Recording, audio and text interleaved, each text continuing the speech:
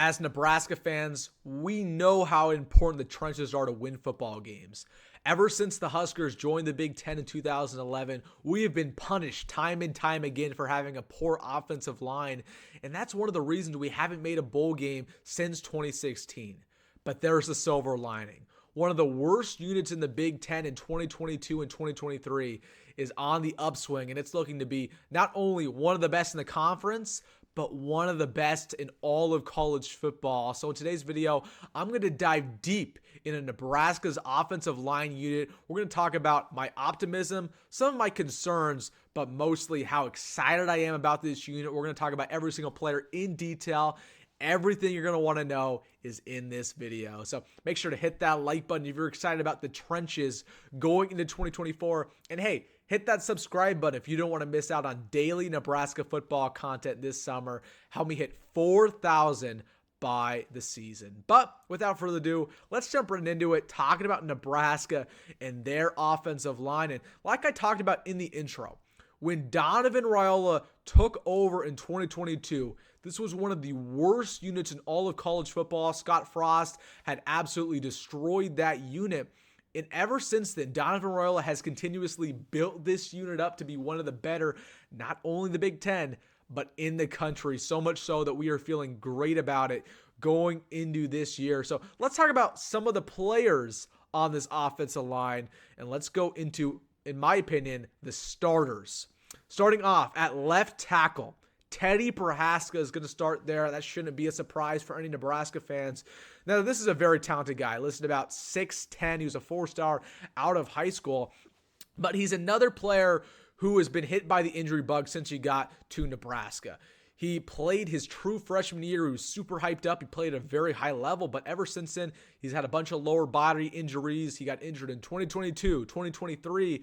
And there is a question mark around his name going into 2024. But listen, he's so talented. He's great in the pass pro. He's great in the running game. He's got Big Ten honors in the past. So we know he's talented. It's just all about being healthy. And my big concern about Teddy Prochazka is that he might just be too tall. Now, if you look at the NFL and you look at 6'10" tackles, they are very hard to come by. There's not been many in the last decade plus. The reason for that is because they struggle with footwork. They struggle with lower body injury specifically, and that gravity, that stability. All three of those things Teddy has dealt with throughout his 3 years. He's struggled with. So hopefully that doesn't come up to hurt him throughout his senior campaign or his fourth campaign with Nebraska. But again, it's something that absolutely has to be noted when we're talking about Teddy Prochazka is that he struggled with injuries, and he might just be too tall for the position because there's a reason why there's not 6'10" tackles in the league right now. So Teddy Prochazka, again, super talented. He's got to stay healthy. Let's go to left guard. Justin Evans-Jenkins going into his third year, super young player for Nebraska. And man, oh man, I feel great about his future. Last year, he was one of the best Nebraska offensive linemen in the pass pro. He really struggled in the running game, however, but we're talking about a guy who is constantly getting better. He plays left guard, right guard. He plays center as well. And Matt Rhule is always talking about this guy. Donovan Rhule was talking about this guy, how just much of a stud he is. And I think he's going to be one of the better offensive linemen in the country this year. So Justin Evans-Jenkins there at left guard. Then in the middle, the center, Ben Scott, second year with Nebraska. He was previously at Arizona State. Listen, folks, he's going to be one of the best centers in the country once again. He was last year. He's a rock on this O-line. You feel good about him. Nothing else there. I love Ben Scott. He's going to be an NFL draft pick next year. I feel great about him, and I feel great about him being the signal caller on that offensive line. So let's go over to the right side of the line now. Our starter at right guard, I believe, will be Henry Latufsky. Now, Henry's a guy who I loved out of high school. In the class of 2021, I believe he was actually better than Teddy Prochazka. He was a very high 3-star out of Iowa, and he's just a straight mauler. He's listed at 6'6", 330 pounds, and he's been begging to start for a very long time. Last year, he had 2 starts, and I think he breaks out this year. Again, I feel really good about him. Really like his future with Nebraska. And last but not least, at right tackle, we have Bryce Benhart. Now, talking about Bryce Benhart, this is a name that a lot of Nebraska fans in the past I've not liked. Again, he's a guy who really struggled in his first couple years with the Cornhuskers, but last year, we've got to give credit where credit is due. Bryce Benhart probably played the best on that offensive line as anybody, and that's credit to him. That's credit to his determination, and that's credit to Donovan Raiola. Donovan Raiola is quietly becoming the best positional coach on Nebraska's football team. He's the real deal. So Bryce Benhart last year, he was honorable mention All Big Ten by both the coaches and the media. And honestly, this is a year just like a lot of these other guys. He's trying to make it to the NFL, prove it this year, have a breakout year once again. So, man, that's your starting five for Nebraska. I really like it. But you know what I like more about this offensive line unit? I like the depth. Let's talk about some of the guys on the bench. Turner Corcoran, I think, will be our swing tackle, our sixth offensive lineman. This is a guy who started time and time again in the past for Nebraska. A lot of people might think it's a surprise that he's on the bench, but here's why I think it's going to happen. He struggled a little bit last year. That's number one. And honestly, I think there's some younger guys who are going to probably get above him. Now, with that being said, Turner Corcoran's the real deal. He's a player who, again, started time and time again for Nebraska. He was a borderline 5-star recruit coming out of high school. Again, another player who's trying to make it to the NFL. Don't worry. I know I have him as a bench player. He will start for Nebraska. There's going to be injuries in this room. There's going to be a lot of shuffling around, and you feel really good about him being that swing tackle. It's super important. One of the most important positions on the bench of any football team is a swing tackle. To have a guy you can play left tackle, left guard, maybe even right tackle. That's what we get here with Turner Corcoran. So you feel good about him on the bench. And there's another player who I also have on the bench, and that's Micah Mazzccua, transfer from Florida. Now, a lot of people have been hyping up this guy since he got on campus.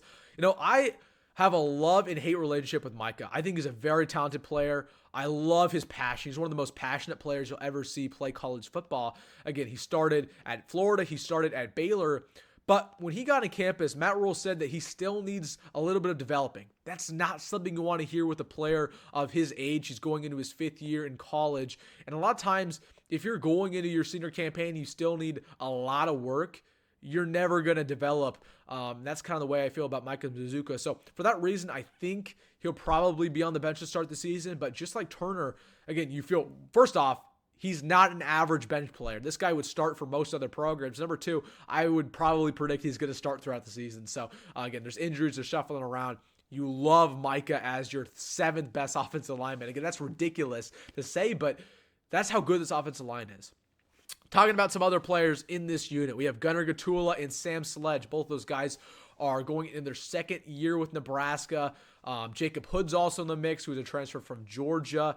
And then I also want to mention Gibson Pyle. He was my guy out of the 2024 class, early enrolled. Honestly, I would expect him to potentially fight for some reps going into this year, maybe even playing a couple games. He'll probably redshirt, but I love Gibson Pyle. So, man, this is a great offensive line unit, folks. And here's the bottom line. Out of all the players I just mentioned, I would feel comfortable with 9 of them starting for Nebraska. That shows you how good this unit has gone. You know, there have been years in the past where I feel comfortable about only 3 guys starting, let alone 5. But we're sitting here with 9 guys that I feel comfortable. That, again, it's a testament to the talent. That's a testament to the depth. And that's a testament to Donovan Raiola. One thing I love about it is that super experience. It's very old. Okay, we only lost 1 starter last year. That's Ethan Piper. But going back to this starting line, Teddy Prochazka is going into his 4th year. He started since he was a true freshman. We have Ben Scott. You know, he started for the last 3 years at Nebraska and Arizona State. We have Bryce Benhart. He started for the last 4 years. Henry Lutovsky, he's been with the program for a long time. Turner Corcoran, he started, a lot the last 3-4 years, right? Micah Mazzccua, he started a lot the last 3-4 years for Florida and Baylor. So just so much experience, guys who have actually played on the football field against real teams.